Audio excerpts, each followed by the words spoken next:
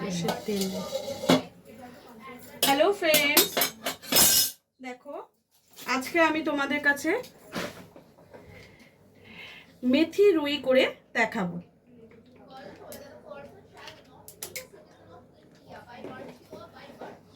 কড়াতে আমি একটু তেল দিয়ে দিচ্ছি, আমি একটু বেশি করেই তেল দিচ্ছি।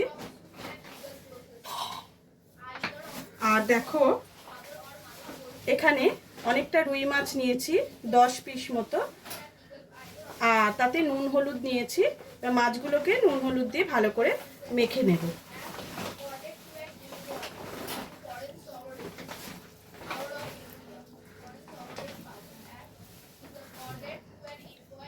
সব মাছগুলোকে নুন হলুদ দিয়ে মেখে নেব।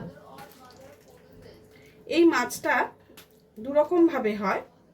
একটা হচ্ছে কাঁচা মাছটাকে একেবারে সব মশলা দিয়ে মেখে হাতে মাখা মাছ যেটাকে বলে সেইটা হয়। আমি দেখো মাছগুলো নুন হলুদ দিয়ে মেখে নিয়ে বাকি কথাটা আমি তোমাদের তারপরে বলছি।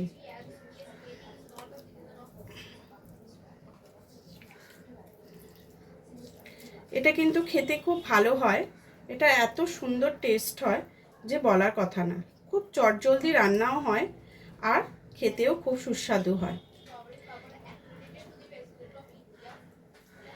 এবার মাছগুলোকে আমি নুন হলুদ মাখিয়ে নিয়েছি। কড়াতে তেলও বসিয়ে দিয়েছি, কড়ার তেলটা ধোয়া উঠছে।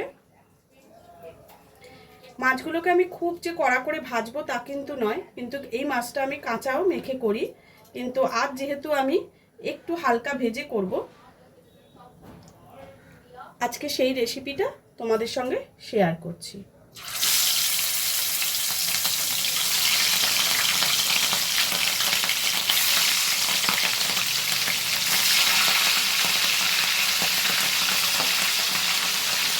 আমি কিন্তু সব মাছগুলোকেই পাঁচ পাঁচ করে দিয়ে দেব।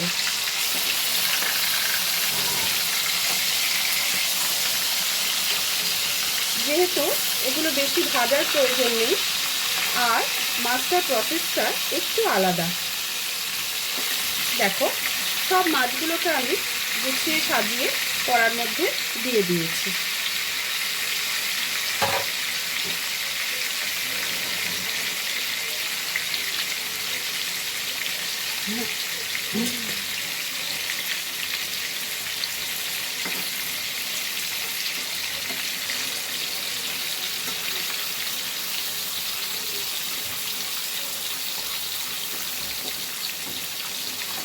এই গরম তেলটা আস্তে আস্তে একটু একটু করে তুলে মাছের ওপরে আমি দিতে থাকছি, কারণ আমি এই মাছগুলোকে কিন্তু আর উল্টাবো না।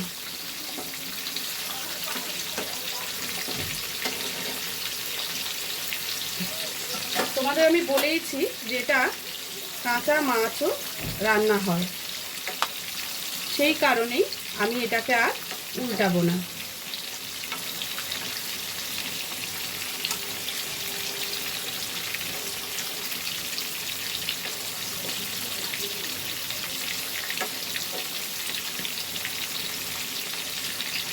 এই মাছটা ভাজার সাথে সাথে এটাতে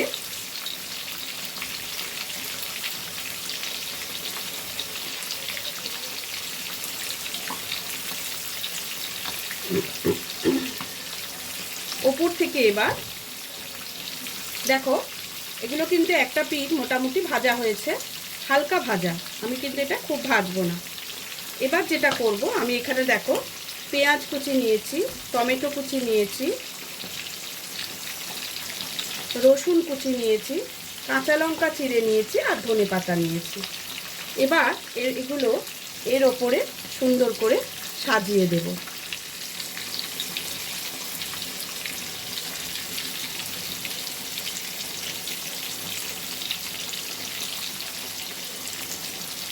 তারপরে টমেটো কুচিগুলোকেও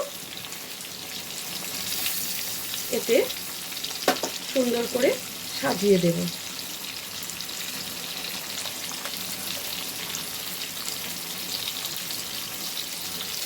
তারপরে রসুনটাও আমি ঠিক এইভাবে ওপর থেকে ছড়িয়ে দেব।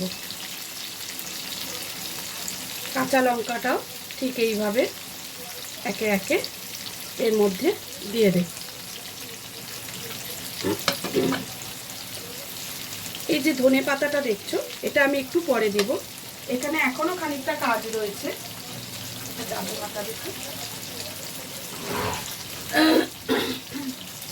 এটা কালারটা কিন্তু খুব লালচে হবে না। দেখো এইভাবে এইভাবে হলুদটাকেও এর ওপর থেকে আমি দিয়ে দিলাম। ঠিক একটা হালকা ঝোল বানাতে যতটা হলুদ লাগার প্রয়োজন ঠিক ততটাই দেবে। নুনটাও আমি পরিমাণ মতো দিয়ে দিলাম, পরে চেক করে না হয় আবার দেওয়া যাবে।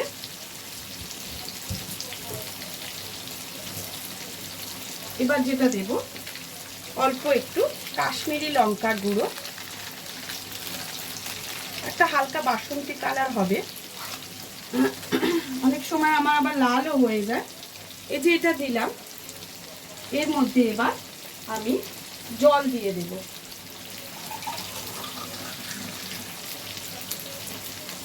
দেখো আঁচটাকে একেবারে কমিয়ে দেব।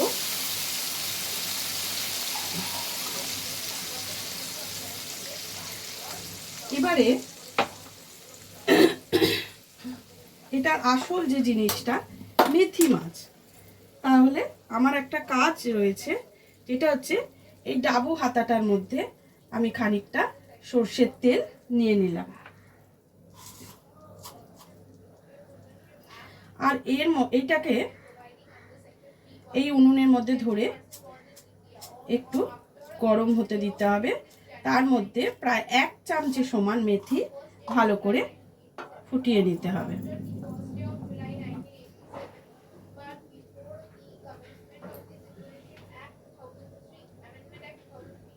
যতক্ষণ না একটা সুন্দর গন্ধ বেরোচ্ছে ততক্ষণ এটা একটু গরম করতে হবে। এইভাবে ঘুরিয়ে ঘুরিয়ে মেথিটাকে তোমরা তেলের মধ্যে ফুটিয়ে নেবে।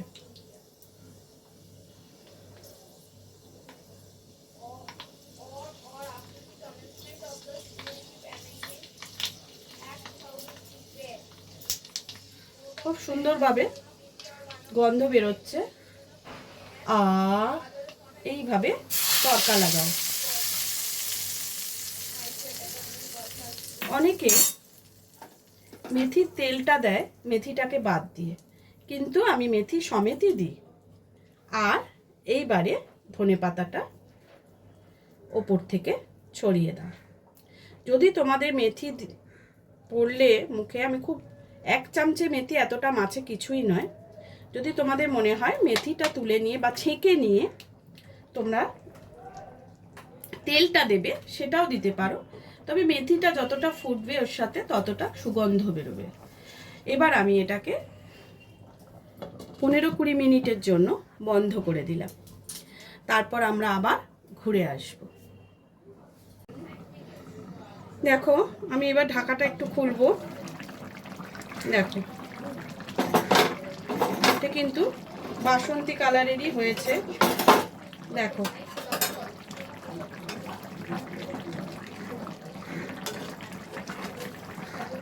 মাছগুলো সুন্দর সেদ্ধ হয়ে গেছে,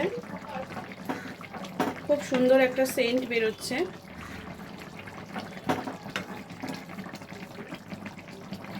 নুনটা অবশ্যই তোমরা চেক করে নেবে। এবার আমি তোমাদের সার্ভ করে দেখাচ্ছি।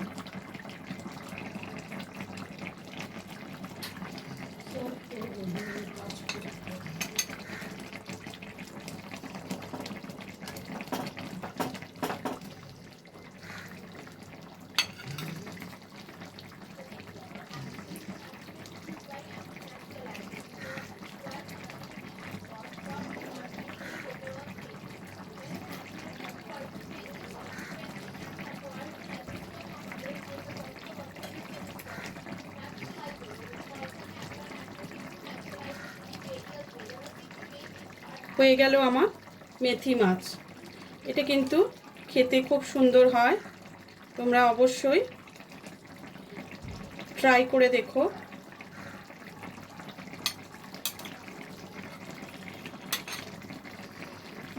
গ্যাসটাকে আমি বন্ধ করে দিচ্ছি।